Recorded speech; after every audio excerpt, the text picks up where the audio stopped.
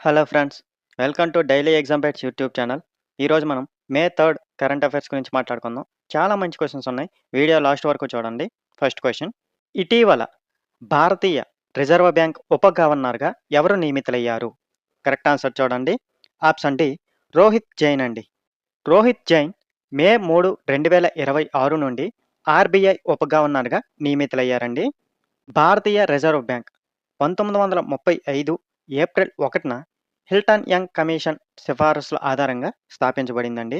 ఆర్‌బీఐలో governor మరియు deputy గవర్నర్లు సాధారణంగా 3 సంవత్సరాల కాలానికి నియమితులవుతారండి.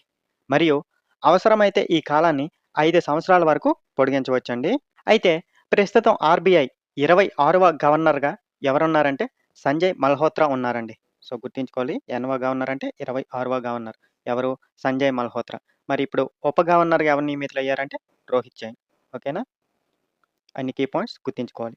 అలాగే ఈ భారతీయ రిజర్వ్ బ్యాంక్ ఎప్పుడు స్థాపించబడింది అంటే 1935 ఏప్రిల్ 1న ఎవరి సిఫారసుల ఆధారంగా స్థాపించబడింది అంటే హిల్టన్ యంగ్ కమిషన్ సిఫారసుల ఆధారంగా స్థాపించబడింది.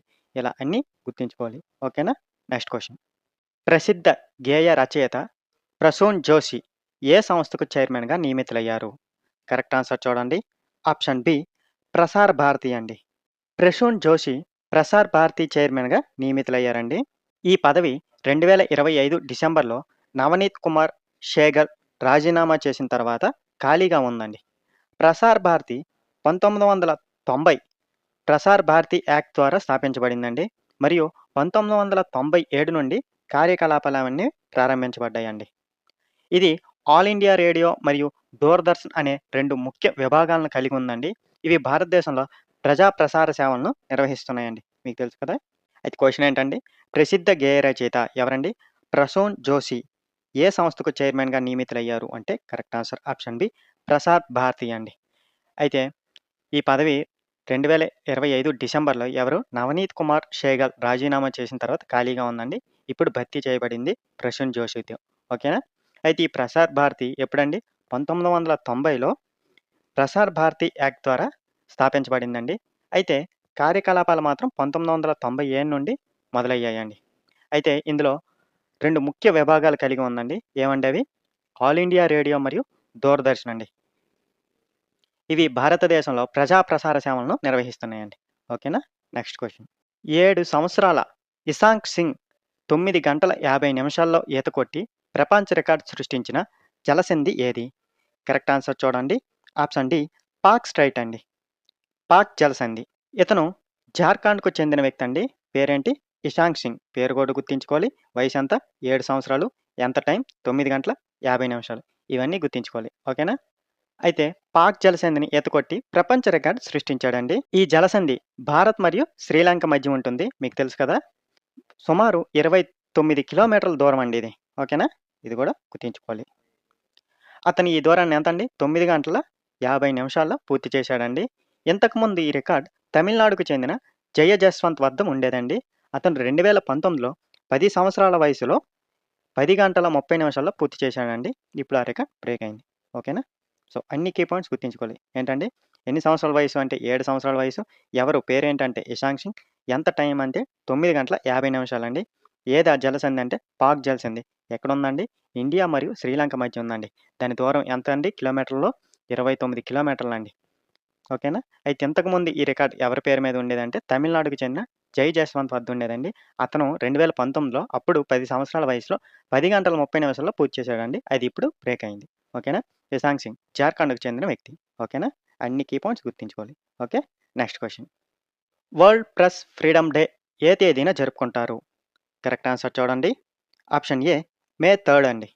వరల్డ్ ప్రెస్ ఫ్రీడమ్ డే ప్రతి సంవత్సరం మే 3న జరుపుకుంటారండి. ఇది 1993లో యునైటెడ్ నేషన్స్ జనరల్ అసెంబ్లీ ద్వారా ప్రకటించబడిందండి. ఈ రోజు అనేది ఆర్టికల్ 19 ఫ్రీడమ్ ఆఫ్ ఎక్స్‌ప్రెషన్ ప్రాముఖ్యతను గుర్తు చేస్తుందండి ఇది. అయితే 2026 థీమ్ ఏంటంటే shaping a future of peace, promoting press freedom for human rights, development and సెక్యూరిటీగా ప్రకటించబడిందండి. ఓకేనా? థీమ్ కూడా గుర్తుంచుకోవాలి. క్వెషన్ ఏంటండి? వరల్డ్ ప్రెస్ ఫ్రీడమ్ డే ఏ తేదీన జరుపుకుంటారు అంటే correct answer option A May 3 అండి. అయితే ఈ 2026 థీమ్ ఏంటంటే shaping a future of peace, promoting press freedom for human rights, development and security అండి. ఓకేనా? అయితే ఇది ఎవరి ద్వారా ప్రకటించబడింది అంటే 1993లో యునైటెడ్ నేషన్స్ జనరల్ అసెంబ్లీ ద్వారా ప్రకటించబడిందండి. ఓకేనా? Next question. 2026లో రూప్పూర్ అణు విద్యుత్ కేంద్రం యూనిట్ 1లో యురేనియం ఇంధనం లోడింగ్ తర్వాత అణుశక్తితో విద్యుత్ ఉత్పత్తి చేసిన 33వ దేశంగా ఏ దేశం నిలిచింది? కరెక్ట్ ఆన్సర్ చూడండి. ఆప్షన్ బి బంగ్లాదేశ్ అండి. రూప్పూర్ అణు విద్యుత్ కేంద్రం బంగ్లాదేశ్లోని పాబ్నా జిల్లాలో పద్మా నదీ తీరంలో నిర్మించబడుతోందండి. ఈ ప్రాజెక్టును బంగ్లాదేశ్ అటామిక్ ఎనర్జీ కమిషన్, రష్యాకు చెందిన రోస్టామ్ సహకారంతో అభివృద్ధి చేయబడుతుందండి. ఈ ప్రాజెక్ట్ పూర్తి స్థాయిలో పనిచేసినప్పుడు దేశ విద్యుత్ అవసరాల్లో సుమారు 10-12% వరకు సరఫరా చేయగలదండి. మరియు ఫాసిల్ ఫ్యూయల్పై ఆధారాన్ని తగ్గించడంలో సహాయపడుతుందండి. ఓకేనా? సో గుర్తుంచుకోవాలి. 2026లో ఏదండి రూప్పూర్ అణు విద్యుత్ కేంద్రం యూనిట్ 1లో యురేనియం ఇంధనం లోడింగ్ ప్రారంభించిన తర్వాత అణుశక్తితో విద్యుత్ ఉత్పత్తి చేసిన 33వ దేశంగా ఏ దేశం నిలిచింది అంటే correct answer option B Bangladesh అండి. అయితే ఇది ఎక్కడండి? రూప్పూర్ అణు విద్యుత్ కేంద్రం అనేది బంగ్లాదేశ్లోని పాబ్నా జిల్లాలో పద్మా నదీ తీరంలో నిర్మించబడుతుందండి. అయితే ఎవరి సహకారంతో అభివృద్ధి చేస్తుంది అంటే బంగ్లాదేశ్ అటామిక్ ఎనర్జీ కమిషన్, రష్యాకు చెందిన రోస్టామ్ సహకారంతో అభివృద్ధి చేస్తుందండి. ఓకేనా? ఈ ప్రాజెక్ట్ పూర్తి స్థాయిలో పనిచేసినప్పుడు దేశ విద్యుత్ అవసరాలు ఎంతండి? సుమారు 10-12% వరకు సరఫరా చేయగలదండి. మరియు ఫాసిల్ ఫ్యూయల్పై ఆధారాన్ని తగ్గించడంలో సహాయపడుతుందండి. ఓకేనా? Next question. ఇటీవల భారత నౌకాదళానికి అందజేయబడిన ఐఎన్ఎస్ మహేంద్రగిరి పేరు గుర్తుంచుకోవాలి. ఏ తరగతికి చెందిన స్టెల్త్ ఫ్రీగేట్ అంటే కరెక్ట్ ఆన్సర్ చూడండి. ఆప్షన్ బి నీలగిరి క్లాస్ ఫ్రీగేట్ అండి. ఇది ఐఎన్ఎస్ మహేంద్రగిరి ముంబైలోని మాజ్గాన్ డాక్ షిప్ బిల్డర్స్ లిమిటెడ్ ద్వారా నిర్మించబడుతుందండి. ఇది ఒడిశాలోని తూర్పు ఘాట్స్లో ఉన్న మహేంద్రగిరి పర్వత శిఖరం పేరుతో పేరు పెట్టబడిందండి. ఇది నీలగిరి క్లాస్ స్టెల్త్ ఫ్రిగేట్కి చెందినదండి. అంటే రాడార్కు కనిపించకుండా పనిచేసే ఆధునిక యుద్ధ నౌక అండి. ఇది భారత నౌకాదళ వార్షిప్ డిజైన్ బ్యూరో రూపొందించిన 100వ యుద్ధ నౌకగా ప్రత్యేక ప్రాధాన్యం కలిగి ఉందండి. సో గుర్తుంచుకోవాలి. క్వశ్చన్ ఏంటంటే ఇటీవల భారత నౌకాదళానికి అందజేయబడిన పేరేంటండి? ఐఎన్ఎస్ మహేంద్రగిరి. ఏ తరగతికి చెందిన స్టెల్త్ ఫ్రిగేట్ అంటే ఇది నీలగిరి తరగతికి చెందిన స్టెల్త్ ఫ్రిగేట్ అండి. అయితే ఎవరు దీన్ని నిర్మించారు అంటే ముంబైలోని Mazagon dock ship builders limited నిర్మించబడిందండి. ఒరిస్సాలోని తూర్పు కనుమల్లో ఉన్న మహేంద్రగిరి పర్వత శిఖరం పేరుతో ఈ పేరు పెట్టబడిందండి. మీకు తెలుసు మహేంద్రగిరి. ఇది భారత నౌకాదళ వార్షిప్ డిజైన్ బ్యూరో రూపొందించిన 100వ యుద్ధ నౌకగా ప్రత్యేక ప్రాధాన్యం కలిగి ఉందండి. ఓకేనా? Next question. పౌరసత్వ నియమాలు 2026ను ఏ మంత్రిత్వ శాఖ జారీ చేసింది? కరెక్ట్ ఆన్సర్ చూడండి. Option A ministry of home affairs అండి. గృహ వ్యవహారాల మంత్రిత్వ శాఖ అండి. సిటిజన్షిప్ అమెండ్మెంట్ రూల్స్ 2026ను గృహ వ్యవహారాల మంత్రిత్వ శాఖ జారీ చేసిందండి. భారత రాజ్యాంగంలోని ఆర్టికల్ 11 ప్రకారం పౌరసత్వంపై నియంత్రణ కల్పించే అధికారం పార్లమెంటుకు ఉంటుందండి. ఈ నియమాలు 2009 సిటిజన్షిప్ రూల్స్ను సవరించి రూపొందించబడ్డాయండి. ఇందులో ఈఓసిఎల్ ప్రవేశపెట్టడం, మైనర్లకు డ్యూయల్ పాస్పోర్ట్ నిషేధం, డిజిటల్ ప్రక్రియను తప్పనిసరి చేయడం మరియు బయోమెట్రిక్ అనుమతి వంటి ముఖ్య మార్పులు చేర్చబడ్డాయండి. సో క్వశ్చన్ ఏంటి?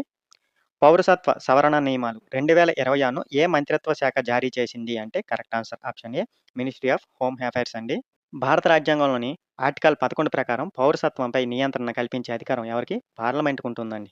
అయితే ఈ నియమాలు 2009 సిటిజన్షిప్ రూల్స్ను సవరించి రూపొందించబడ్డాయండి. ఇందులో ఈఓసిఎల్ ప్రవేశపెట్టడం, మైనర్లకు డ్యూయల్ పాస్పోర్ట్ నిషేధం, డిజిటల్ ప్రక్రియను తప్పనిసరి చేయడం మరియు బయోమెట్రిక్ అనుమతి వంటి ముఖ్య మార్పులు చేర్చబడ్డాయండి. ఓకేనా? Next question. ఇటీవల university of Chicago alumni award for professional achievement ఎవరు అందుకున్నారు? కరెక్ట్ ఆన్సర్ చూడండి. Option C Krishnamurthy V Subramanian అండి. కృష్ణమూర్తి వి సుబ్రమణియన్ ఈ అవార్డును అందుకున్న తొలి భారతీయ ఆర్థికవేత్తగా నిలిచారండి. ఈ అవార్డు 85 సంవత్సరాల చరిత్రలో ఇదే మొదటిసారి అండి. అతను 2018 నుండి 2021 వరకు భారతదేశ ప్రధాన ఆర్థిక సలహాదారుగా పనిచేశారండి. అలాగే ఇంటర్నేషనల్ మానిటరీ ఫండ్ ఐఎంఎఫ్లో భారత ప్రతినిధిగా ఎగ్జిక్యూటివ్ డైరెక్టర్ కూడా పనిచేశారండి. ప్రస్తుతం ఆయన ఇండియన్ స్కూల్ ఆఫ్ బిజినెస్లో ఫైనాన్స్ ప్రొఫెసర్గా పనిచేస్తున్నారండి. సో గుర్తుంచుకోవాలి. క్వశ్చన్ ఏంటండి? ఇటీవల university of Chicago alumni award for professional achievement ఎవరు అందుకున్నారు అంటే correct answer option C Krishnamurthy V. Subramanian అండి. అయితే కృష్ణమూర్తి వి. సుబ్రమణియన్ ఈ అవార్డ్ అందుకున్న తొలి భారతీయ ఆర్థికవేత్తగా నిలిచారండి. ఈ అవార్డ్ 85 సంవత్సరాల చరిత్రలో ఇదే మొదటిసారండి. అయితే ఎవరండి ఈ కృష్ణమూర్తి వి. సుబ్రమణియన్ అంటే అతను 2018 నుండి 2021 వరకు భారతదేశ ప్రధాన ఆర్థిక సలహాదారుగా పనిచేశారు. అలాగే ఐఎంఎఫ్‌లో భారత ప్రతినిధిగా ఎగ్జిక్యూటివ్ డైరెక్టర్ కూడా పనిచేశారండి. ప్రస్తుతం ఆయన ఇండియన్ స్కూల్ ఆఫ్ బిజినెస్‌లో ఫైనాన్స్ ప్రొఫెసర్‌గా పనిచేస్తున్నారండి. ఓకేనా? Next question. జమైకాలో భారత్ ఆరోగ్య మైత్రి వ్యవస్థను పంపిణీ చేయడం యొక్క ముఖ్య ఉద్దేశ్యం ఏమిటి? కరెక్ట్ ఆన్సర్ చూడండి. ఆప్షన్ డి మానవతా దౌత్యం కింద విదేశాల్లో అత్యవసర వైద్య సహాయం అందించడం అండి. ఈ ఆరోగ్య మైత్రి అనేది విదేశాల్లో అత్యవసర పరిస్థితుల్లో తక్షణ వైద్య సహాయం అందించడానికి రూపొందించబడిన పోర్టబుల్ మరియు మాడ్యులర్ ఆరోగ్య సేవా వ్యవస్థ అండి. ఇది భారతదేశం మానవతా దౌత్యంలో భాగంగా ఉపయోగించే ముఖ్య సాధనం అండి. ఈ ప్రాజెక్ట్‌ను ministry of external affairs, national security council secretariat మరియు రైల్టెల్ కార్పొరేషన్ కలిసి అమలు చేస్తున్నారండి. ఈ వ్యవస్థ ద్వారా ప్రాథమిక చికిత్స, నిర్ధారణ మరియు అత్యవసర సేవలు వేగంగా అందించవచ్చండి. ఓకేనా? సో, గుర్తుంచుకోవాలి. ఎక్కడండి? కంట్రీ జమైకాలో భారత్ ఆరోగ్య మైత్రి వ్యవస్థను పంపిణీ చేయడం యొక్క ముఖ్య ఉద్దేశ్యం ఏమిటి అంటే కరెక్ట్ ఆన్సర్ ఆప్షన్ డి మానవతా దౌత్యం కింద విదేశాల్లో అత్యవసర వైద్య సహాయం అందించడం అండి. ఆరోగ్య మైత్రి అనేది విదేశాల్లో అత్యవసర పరిస్థితుల్లో తక్షణ వైద్య సహాయం అందించడానికి రూపొందించిన పోర్టబుల్ మరియు మాడ్యులర్ ఆరోగ్య సేవా వ్యవస్థ అండి. ఇది భారతదేశం మానవతా దౌత్యం భాగంగా ఉపయోగించే ముఖ్య సాధనం అండి. అయితే ఈ ప్రాజెక్ట్‌ని ఎవరు అమలు చేస్తున్నారు అంటే ministry of external affairs, national security council secretariat మరియు రైల్టెల్ కార్పొరేషన్ కలిసి అమలు చేస్తున్నారండి. ఈ వ్యవస్థ ద్వారా ప్రాథమిక చికిత్స, నిర్ధారణ మరియు అత్యవసర చికిత్సా సేవలు వేగంగా అందించవచ్చండి. ఓకేనా? Next question. కోక్కల సమీపంలో యూరప్‌లో తొలి పూర్తి స్థాయి ఇంటిగ్రేటెడ్ లిథియం ప్రాజెక్ట్‌ను ప్రారంభించిన దేశం ఏది? కరెక్ట్ ఆన్సర్ చూడండి. ఆప్షన్ ఏ ఫిన్లాండ్ అండి. ఫిన్లాండ్‌లో ప్రారంభించిన కేలిబర్ ప్రాజెక్ట్ యూరప్‌లో తొలి పూర్తి స్థాయి mine to refinery lithium project అండి. అంటే లిథియం తవ్వకం నుండి రిఫైనింగ్ వరకు అన్నీ ఒకే ప్రాంతంలో సుమారు 43 కిలోమీటర్ల పరిధిలో జరుగుతున్నాయండి. ఈ ప్రాజెక్ట్ పూర్తి స్థాయిలో అమల్లోకి వచ్చిన తర్వాత సంవత్సరానికి సుమారు 15,000 టన్నుల లిథియం ఉత్పత్తి చేయగలదండి. ఇది యూరప్ మొత్తం లిథియం అవసరాల్లో సుమారు 10% వరకు సరఫరా చేయగలదండి. ఓకేనా? సో, గుర్తుంచుకోవాలి. ఏదండి? కోక్కల సమీపంలో యూరప్‌లో తొలి పూర్తి స్థాయి ఇంటిగ్రేటెడ్ లిథియం ప్రాజెక్ట్‌ను ప్రారంభించిన దేశం ఏది అంటే correct answer option A Finland అండి. కేలిబర్ ప్రాజెక్ట్ యూరప్‌లో తొలి పూర్తి స్థాయి mine to refinery lithium project అండి. అంటే లిథియం తవ్వకం నుండి రిఫైనింగ్ వరకు అన్నీ ఒకే ప్రాంతంలో సుమారు 43 కిలోమీటర్ల పరిధిలో జరుగుతున్నాయండి. ఈ ప్రాజెక్ట్ పూర్తి స్థాయిలో అమల్లోకి వచ్చిన తర్వాత సంవత్సరానికి సుమారు ఎంతండి? 15,000 టన్నుల లిథియం ఉత్పత్తి చేయగలదండి. ఇది యూరప్ మొత్తం లిథియం అవసరాల్లో ఎంతండి? సుమారు 10% వరకు సరఫరా చేయగలదండి. ఓకేనా? Next question. Global food crisis report 2026 ప్రకారం ప్రపంచంలో అత్యధిక ఆహార అసురక్షిత దేశం ఏది? కరెక్ట్ ఆన్సర్ చూడండి. ఆప్షన్ సి నైజీరియా అండి. గ్లోబల్ ఫుడ్ క్రైసిస్ రిపోర్ట్ 2026 ప్రకారం నైజీరియా ప్రపంచంలో అత్యధిక సంఖ్యలో ఆహార అసురక్షిత పరిస్థితిని ఎదుర్కొంటున్న దేశంగా నిలిచిందండి. ఈ నివేదికలో 2025 సంవత్సరంలో మొదటిసారిగా 2 వేరువేరు కరువులు ఒకే సంవత్సరంలో నమోదయ్యాయని పేర్కొందండి.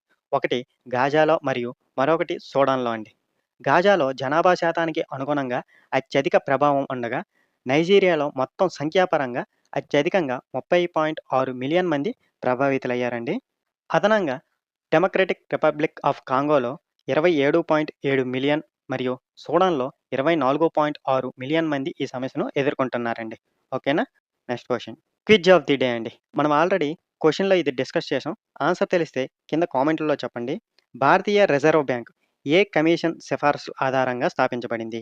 మీకు కరెక్ట్ ఆన్సర్ తెలిస్తే కింద కామెంట్ రూపంలో తెలియజేయండి. ఈ వీడియో ఉపయోగపడితే లైక్ చేయండి.